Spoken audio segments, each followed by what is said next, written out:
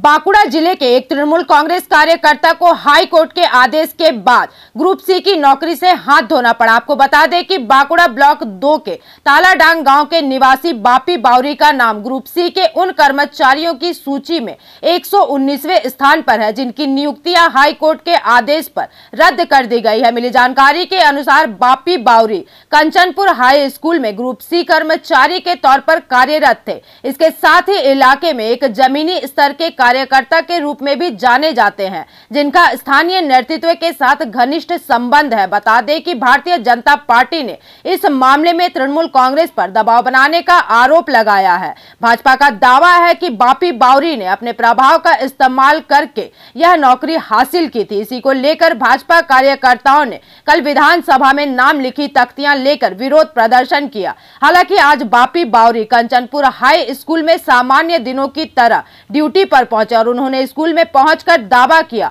कि वे निर्दोष हैं और उन्होंने अपनी योग्यता के आधार पर परीक्षा पास करके नौकरी प्राप्त की है। इसके अलावा उन्होंने विपक्ष के आरोपों को निराधार बताया। उनका कहना है कि मुख्यमंत्री ममता बनर्जी द्वारा कल उन्हें स्कूल जाने के निर्देश दिए जाने के बाद आज वे विद्यालय आए थे।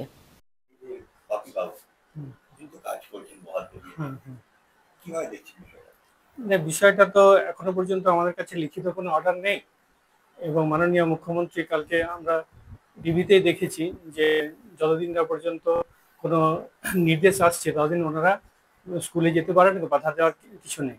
সেক্ষেত্রে আমারও বাধা দেওয়ার কিছু নেই, সেই কারণে উনি কাজ করছেন এবং আশা করি যে যাতে করে এগুলো হয়ে যায় আমরাও এটা কামনা করছি।